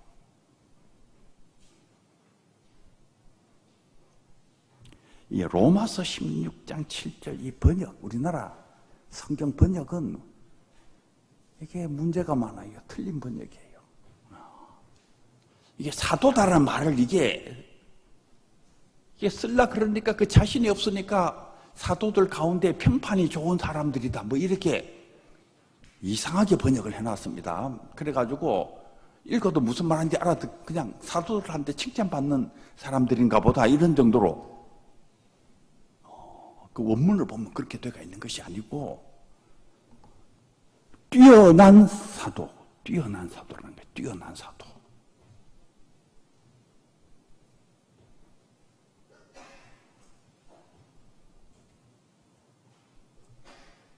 이게 세계적인 권위를 가지고 있는 영어 번역이나 독일어 번역이나 다 뛰어난 사도라고 다 번역을 해놨어요.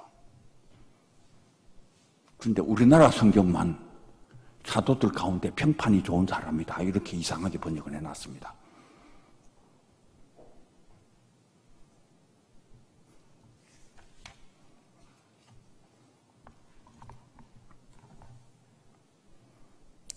이 예수 안에 성차별이 파괴되고 인종차별이 파괴되고 신분차별이 파괴되는 어마어마한 계시가 예수님에게 나타나고 있어요.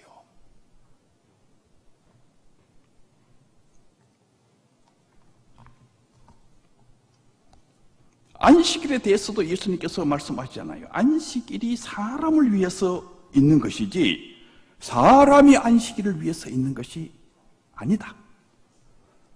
이거 안식일에 대한 완전히 새로운 해석이.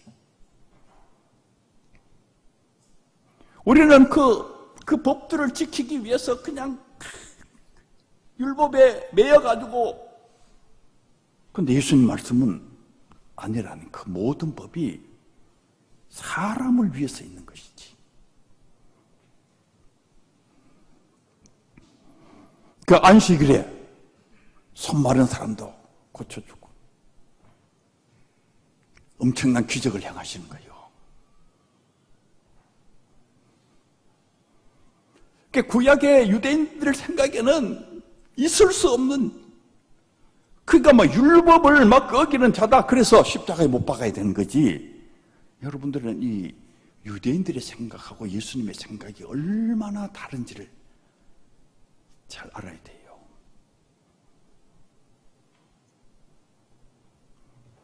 우리가 성경을 잘못 읽으면은 유대주의로 빠집니다. 그 유대주의로 빠지면은 예수님을 십자가에 못 박는,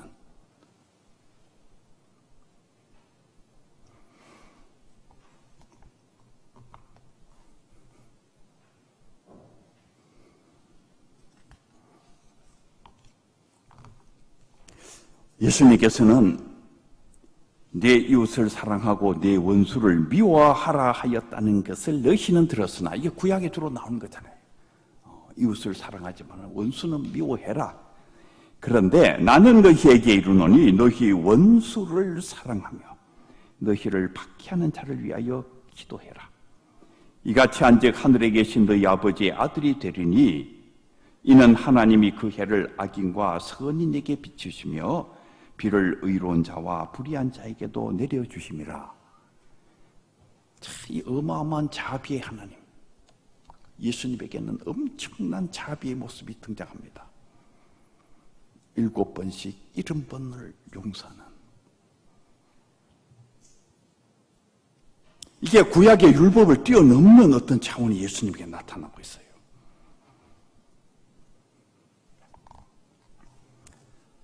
하나의 구약의 하나의 대표적인 세계관으로 신명기적 세계관, 신명기적 역사관을 얘기할 수가 있어요. 이 구약의 신명기와 그 다음에 이제 이 신명기의 그 정신에 기초해가지고 성경이 쓰여졌는데, 그거를 이제 신명기적 세계관에 의해서, 역사관에 의해서 쓰여진 책들이라 그러는데, 여호수아, 사사기, 사무엘상, 사무엘하, 열왕기상, 열왕기하, 이게 전부 다 신명기적 역사관, 세계관으로 쓰여진 책들이에요. 그런데 이 신명기적 세계관과 예수님께서 가르치신 가르침과 어떤 차이가 있는지, 연결되는 것도 많아요. 그런데 어떤 차이가 있는지를 잘 아는 게 굉장히 중요합니다. 이 신명기적 이 세계관, 역사관에 의하면은 이게 철저하게 율법주의적인 특징이 있어요. 그러니까 율법을 지키면은 흥하고 율법을 버리는 자들은 망한다. 그 전체를 꿰뚫고 이르는 그 기본적인 정신이 율법주의예요. 그리고 율법을 지키지 못하는 자들은 죽이는 거예요. 아까 얘기했던 그 폭력성들이 다 이런 것과 다 연결이 되어 있는.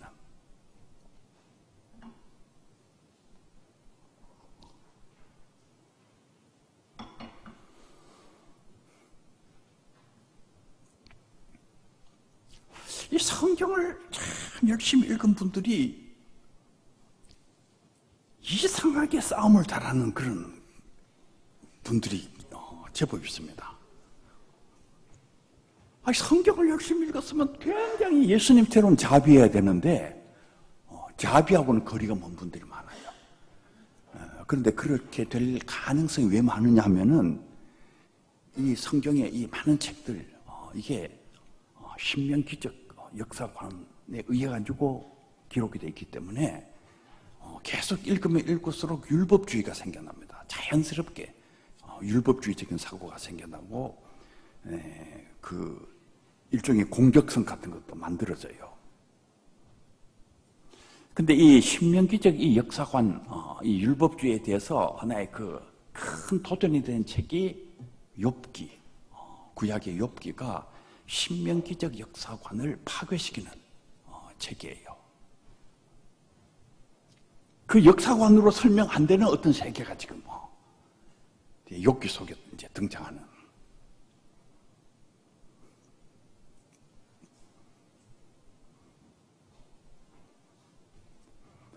그리고 이 예수님은 율법주의를 완전히 뛰어넘고 있는, 예수님에게서 율법주의를 찾을 수가 없어요.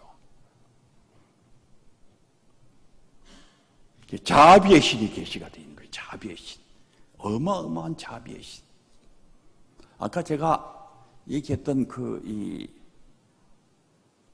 1980년대 유럽의 평화신학, 그 평화신학은 그 예수님의 자비의 기초를 두고 있는 신학입니다. 그런데 이제 십자군 신학 같은 거는 이런 율법주의적인 이런 사고에 이렇게 기초를 두고 있는.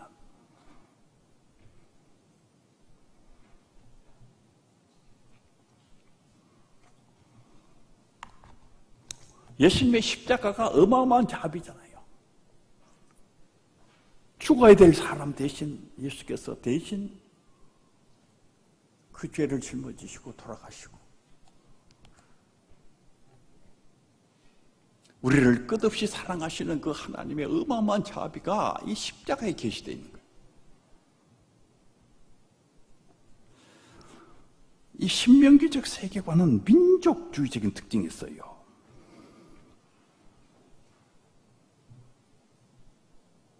구원도 민족,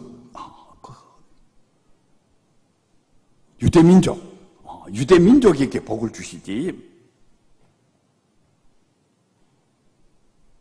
근데 신약 예수님을 통해서 보면은 악인과 선인에게 비추시며 비를 의로운 자와 불의한 자에게도 내려주심이라. 이렇게 만일을 향한 하나님의 사랑이 지금 여기 계시가 되어 있어요.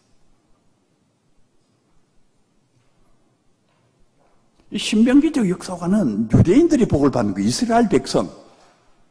거기에서 그 복받는 민족은 혈육의 아브라함의 자손들인 그 이스라엘 백성들이 복을 받는 거예요.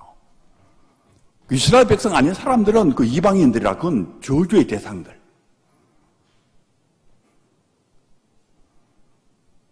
우리는 이 신명기적 역사관에 의해서 쓰여진 이 책을 읽으면서도 사실 우리가 굉장히 불편하게 읽어야 되는데 우리는 하나도 불편하지 않게 읽고 있어요. 우리 유대인이 아니잖아요. 그러니까 거기에 구분에 의하면 우리는 이방인에 속하는 거예요. 그러니까 우리는 저주받을 사람들인데 왜 우리는 그걸 읽으면서 불편하지 않게 읽고 있을까? 그 불편하지 않게 읽고 있는 이유가 뭐냐면은 우리가 벌써 그리스도 중심적인 해석을 하고 있기 때문에 그래요. 거기에 이스라엘은 유대인들을 얘기하는 거예요. 그 구약 성경이 얘기하는 이스라엘은 분명히 유대인이에요. 우리가 아니에요. 그런데 우리가 그걸 읽으면서 왜 우리가 그 성경을 읽으면서 감동을 받느냐 하면은 신약 예수 그리스도를 통해서 나타난 참 이스라엘, 우리가 참 이스라엘로 생각하기 때문에 그래요. 그래서 하나님께서 참 이스라엘에게 복을 주시는구나. 이렇게 성경을 읽는 걸 일컬어서 그리스도 중심적으로 성경을 읽는 거예요.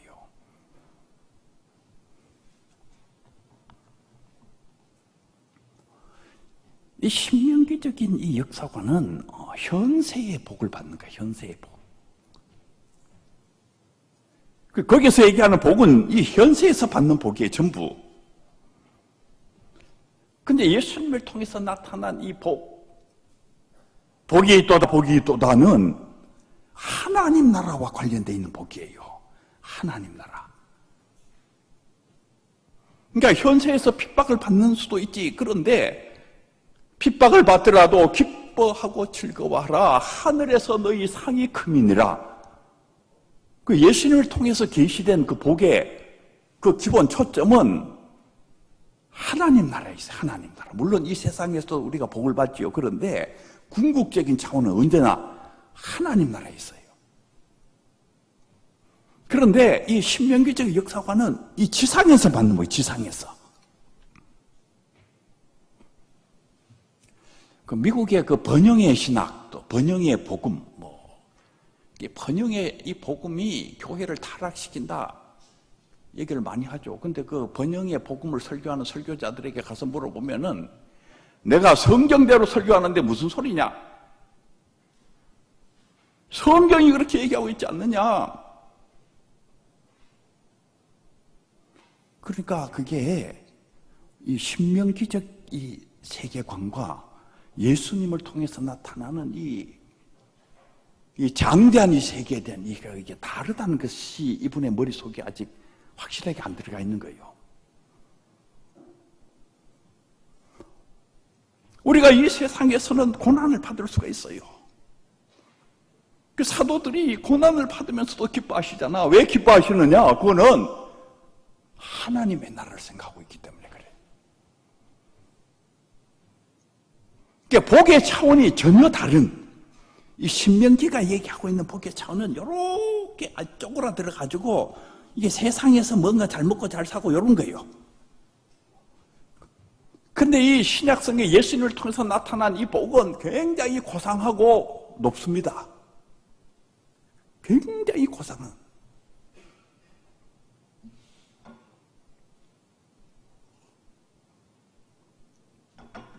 그 복과 관련해서 이 신명기는 지배하는 게 복이에요. 지배. 내가 남의 위에 머리가 돼가지고 완전히 이렇게 내가 왕이 되고 지배하는 거. 그런데 예수님을 통해서 나타난 이 세계는 우리가 진짜 왕이지. 너희가 진짜 왕이다. 그런데 너희는 섬기는 사람이 되어야 한다. 이게 섬김의 신학을 가르치고 있는 게 섬김의 신학.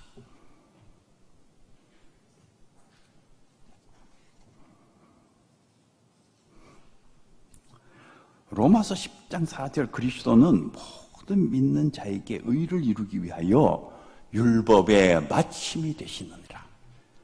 우리가 이 구약의 본문들을 바르게 이해할 때에 이 그리스도의 빛에서 구약 성경을 이해해 들어가야지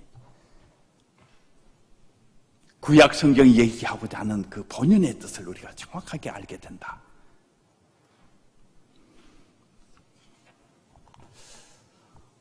이 그리스도 중심적 성경 해석을 최근에 이 몰트만이라는 교수님은 이제 하나님 나라 중심적 성경 해석으로 더 발전시켰어요.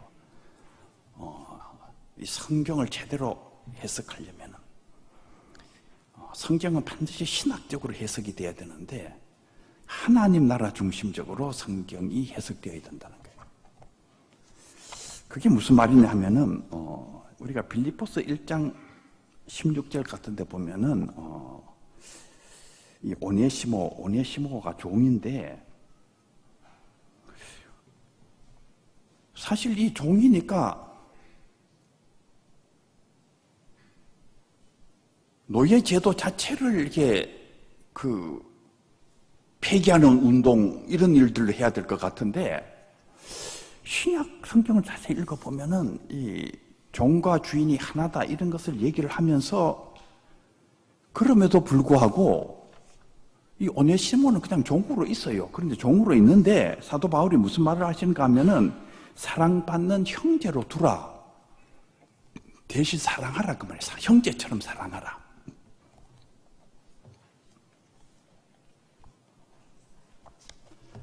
이런 문제 때문에 옛날 이 미국에서 이 흑노 해방 운동이 일어날 때에 이 흑인 노예들을 많이 가지고 있었던 남부 지방에서 성경을 읽어봐라. 어디 사도들이 노예 제도 폐기시켜라 그런 말씀이 어디에 있느냐? 우리는 이 흑노들을 형제처럼 대한다. 우리는 성경대로 산다. 이렇게 주장을 했어요. 그러니까 같이 성경을 들고 있는데 서로 지금 생각이 다른 거예요.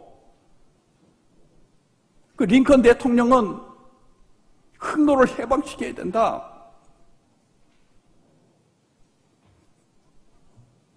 그 여러분 생각에 뭐가 맞는 것 같아요? 흑인 노예들을 해방시켜야지. 몰트만 교수께서 하나님 나라 중심적으로 성경을 해석해야 된다는 게 뭐냐 하면은 예수 그리스도 안에 하나님 나라의 모습이 계시되어 있다는 거예요. 그런데 그 하나님 나라의 모습이 예수 그리스도 안에 계시되어 있지만은 아직 이 초대교회 안에 그게 완전히 구현대가 있는 건 아니라는 거예요. 이게 굉장한 변화가 있어요. 그러니까 유니아 같은 여자가 사도의 역할을 할 정도로 초대교회는 정말 혁명적인 공동체입니다.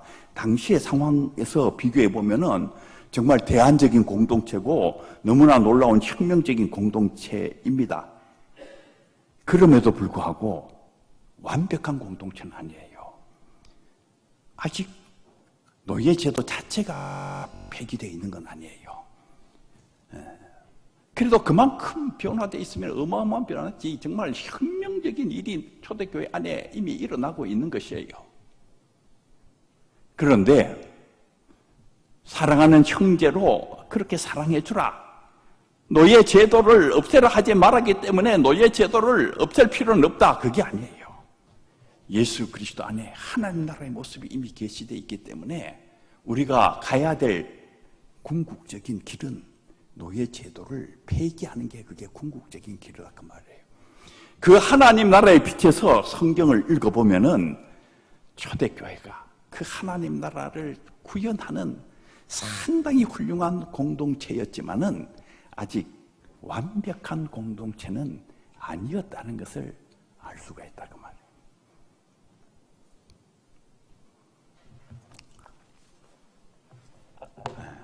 이 솔라 스크립투라 성경과 관련되어 있는 현재까지 제기된 여러 가지 문제들 그리고 그 문제들에 대한 신학적 답 20세기에 가장 위대했던 이 칼바르트 교수께서 답을 하신 것 그리고 지금 현재 살아계신 가장 위대한 신학자인 몰트만 교수께서 답을 하신 답 그걸 여러분들에게 말씀을 드렸습니다.